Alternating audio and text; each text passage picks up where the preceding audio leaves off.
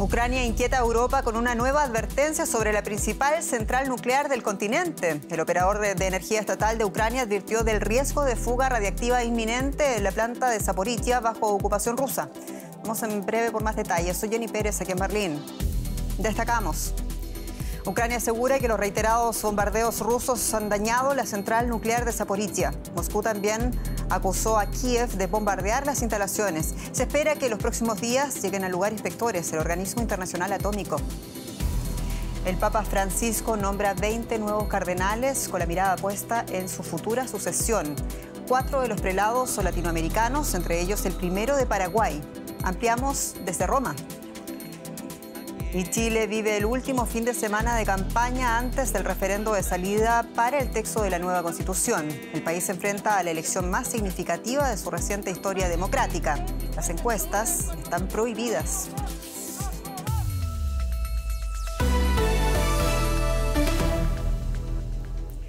El operador de energía estatal de Ucrania ha advertido que existe riesgo de fuga radioactiva en la central nuclear de Zaporizhia. Esta fuente asegura que los reiterados bombardeos rusos han dañado la infraestructura de la planta. Moscú acusó anteriormente a Ucrania de bombardear las instalaciones cuyo control asumió en marzo.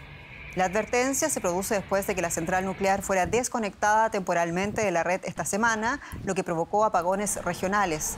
El organismo de control nuclear de la ONU ha anunciado que va a enviar a un equipo de expertos a la planta en los próximos días.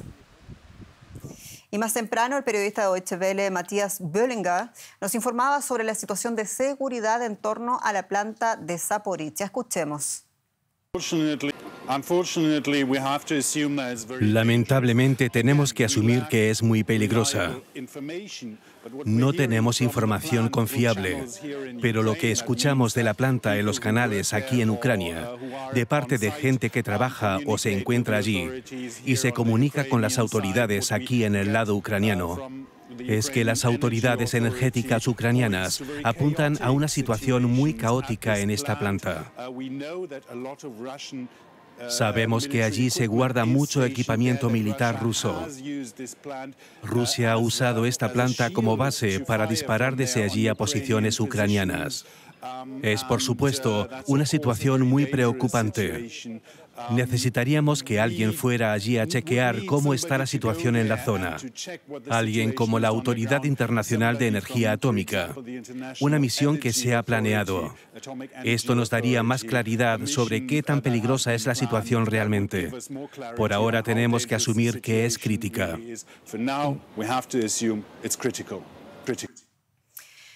Y en medio de todo esto, la Conferencia de Naciones Unidas en Nueva York sobre no proliferación nuclear ha finalizado sin resultados, sin acuerdos.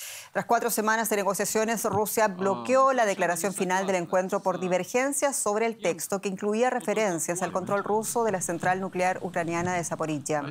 Moscú aseguró que tenía problemas con 5 párrafos del texto que consideraba politizados.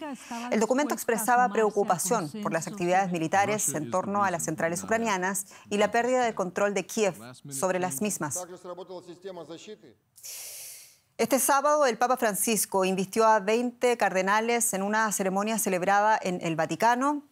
Entre los nuevos purpurados se encuentran 2 africanos y 5 asiáticos, así como 4 latinoamericanos. Sus nombramientos reflejan el deseo de Francisco de crear una iglesia menos europea y más cercana a los olvidados. Al término de este consistorio, el 8º de su pontificado, Francisco habrá elegido entonces a 83 cardenales del total actual de 132 electores, es decir, casi los 2/3 necesarios para la elección de un nuevo papa. Al acto de investidura le seguirá una reunión de todos los cardenales del mundo el lunes y el martes para reflexionar sobre la nueva constitución apostólica vigente desde junio y que reforma la administración de la Iglesia. Y vamos a ampliar estas novedades, lo hacemos desde Roma con el periodista Darío Menor. Darío, un gusto saludarte.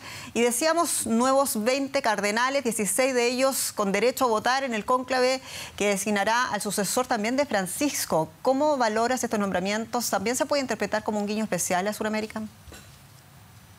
Pues así es, 4 de esos 20 cardenales son latinoamericanos. Hablamos de 2 brasileños, un paraguayo, que es la primera vez que ocurre, y un colombiano. De esta manera son 39 los cardenales latinoamericanos de los 226 miembros que tiene ahora mismo el Colegio Cardenalicio. De esta manera son el 17% de los purpurados provienen ahora mismo de América Latina. Estamos además ante un colegio cardenalicio que se ha universalizado en este 8º consistorio de Jorge Mario Bergoglio, pues ha ido reequilibrando esos juegos de poder entre los distintos territorios del colegio cardenalicio, en el que históricamente han primado los europeos, pero que ahora mismo son ya únicamente un 40%. Este consistorio ha sido la ceremonia con la que se abren 4 días de aquí en Roma, que van a tener una importancia muy significativa para el futuro de la Iglesia, ya que además de esta ceremonia en la que se han elegido a las personas que designarán al sucesor de Francisco, pues también es muy significativa la visita que va a hacer mañana el Papa a L'Aquila. Es una ciudad del centro de Italia donde tiene su tumba Celestino V, un papa que pasó a la historia precisamente por haber renunciado al pontificado a finales del siglo XIII. Bergoglio va a rezar ante su tumba, como también hizo Benedicto XVI en el año 2009. Y finalmente estos 4 días se cierran con las reuniones que el lunes y el martes van a celebrar todos los cardenales aquí en Roma para analizar la reforma de la Iglesia Católica y también para de alguna manera ir preparando el terreno para cuando pueda producirse la renuncia de Jorge Mario Bergoglio, algo que el propio Papa ha dicho que de momento no tiene intención de hacer. Mucha información de la que te agradecemos, Darío Menor en Roma. El expresidente de Brasil, Luis Inácio Lula da Silva, confirmó que asistirá este domingo al debate presidencial, el primero de la campaña para las elecciones del 2 de octubre. En el debate, Lula se enfrentará cara a cara al actual presidente Jair Bolsonaro, su rival político. Lula da Silva condicionó su participación a la asistencia de Jair Bolsonaro y ocurre en medio de la controversia generada tras las promesas de campaña del actual presidente de entregar subsidios sociales si resultara electo. Lula denunció la utilización del hambre como instrumento político. Se tratará del primer debate televisivo del calendario de campaña y han sido invitados además otros 4 aspirantes a la presidencia de Brasil. Lula lidera la carrera electoral con 47% de la intención de voto contra el 32% de Bolsonaro. Y hablamos ahora de otra elección. Chile vive el último fin de semana de campaña antes del referéndum de salida para el texto de la nueva Constitución y las encuestas están prohibidas mientras el país se enfrenta a una de las elecciones más polarizantes y sustantivas de su historia. La gran clave, dicen los analistas, serán los indecisos y la reintroducción del voto obligatorio. Es la salida institucional y democrática que eligió el país tras el estallido social del año 2019, cuya principal exigencia era abandonar la Constitución nacida en dictadura. Los chilenos deberán decidir dentro de una semana si aprueban o no una nueva Constitución, que sucedería a la heredada de la dictadura de Pinochet. Las últimas encuestas de hace una semana vaticinan un triunfo del rechazo, a buena distancia del apruebo. La decisión la tendrán la gran cantidad de indecisos.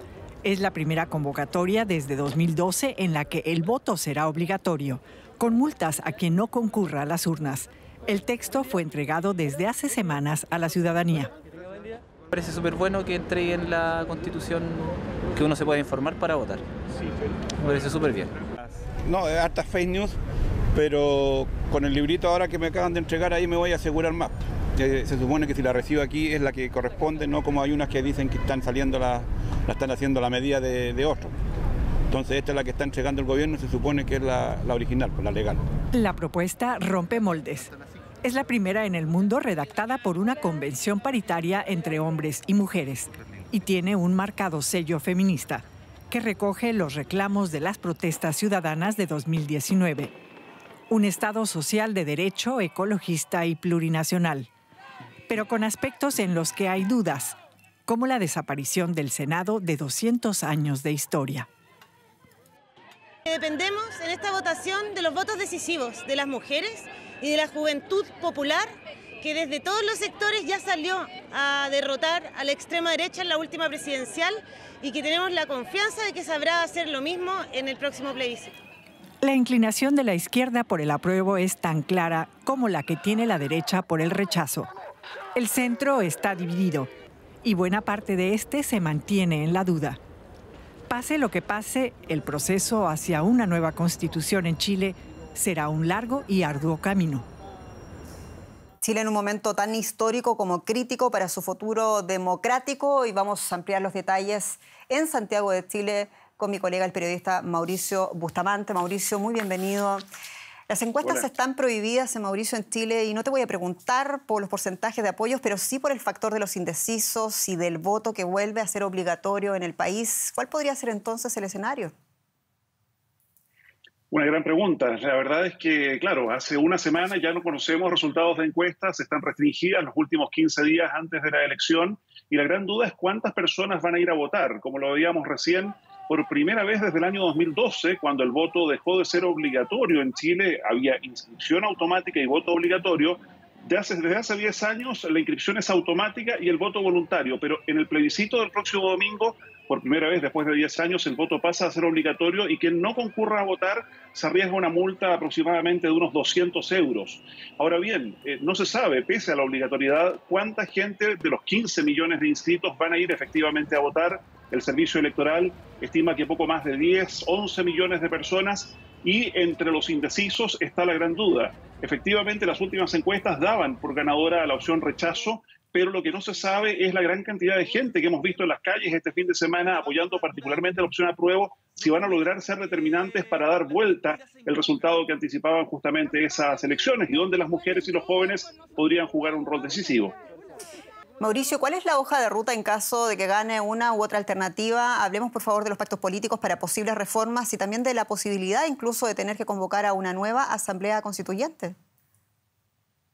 Bueno, si se aprueba el próximo domingo 4 de septiembre la propuesta de nueva constitución, el presidente Gabriel Boric tiene en un plazo de 5 días que convocar al Congreso Pleno y en una ceremonia pública promulgar, jurar y prometer respetar la nueva Constitución Política de Chile, que debe ser publicada en el Diario Oficial en un lapso luego de unos 10 días para que entre a regir plenamente. Por el contrario, si gana la opción rechazo, se mantiene la actual Constitución de 1980. Ahora, cualquiera sea el escenario, ya hay un consenso a nivel político de uno y otro lado que la actual Constitución de 1980 tiene que ser reformada, y si logra vencer la opción apruebo, también hay ciertos acuerdos para mejorar incluso la propuesta que ha hecho la Convención Constitucional.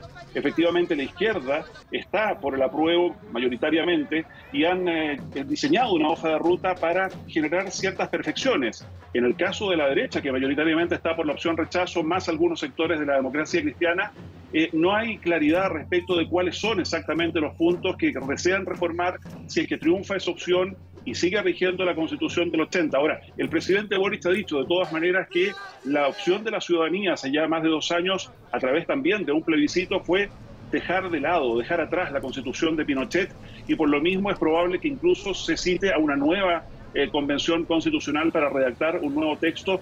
Así es que tenemos todavía un largo trecho por delante en materia constitucional aquí en Chile, Jenny. Así lo vemos. Mauricio Bustamante, como siempre, un gusto hablar contigo. Un abrazo hasta Santiago. Igualmente. Y más noticias internacionales, quiero decir, a continuación, y comenzamos, vamos a ver inmediatamente en Libia, donde al menos 13 personas han muerto y casi un centenar resultaron heridas tras los enfrentamientos entre milicias rivales que estallaron anoche y continúan este sábado en Trípoli, la capital libia. Las tensiones entre las dos facciones que pugnan por el control del país han aumentado en los últimos meses. Se teme que el conflicto desemboque en una guerra civil abierta. La NASA inició este sábado la cuenta atrás para el despegue de la misión no tripulada Artemis 1 desde el Centro Espacial Kennedy en Florida, que partirá rumbo a la Luna el lunes próximo. La misión servirá para probar las capacidades del cohete SLS, el más potente construido hasta la fecha y con casi 100 metros de altura, y de la cápsula Orion. El viaje de ida y vuelta a la Luna durará 42 días y cubrirá algo más de 2 millones de kilómetros. Países Bajos está trasladando a cientos de peticionarios de asilo de un campamento improvisado ante un centro de registro de inmigrantes de una localidad fronteriza con Alemania. La medida se produce tras denuncias de inspectores que lo consideran un riesgo para la salud pública. Médicos Sin Fronteras Calificó de inhumanas las condiciones del campamento y afirmó que violan la legislación de la Unión Europea. Y solo tiempo para despedirnos y agradecerles su sintonía. Soy Jenny Pérez, esto es Deutsche Welle para ustedes desde Berlín. Hasta pronto.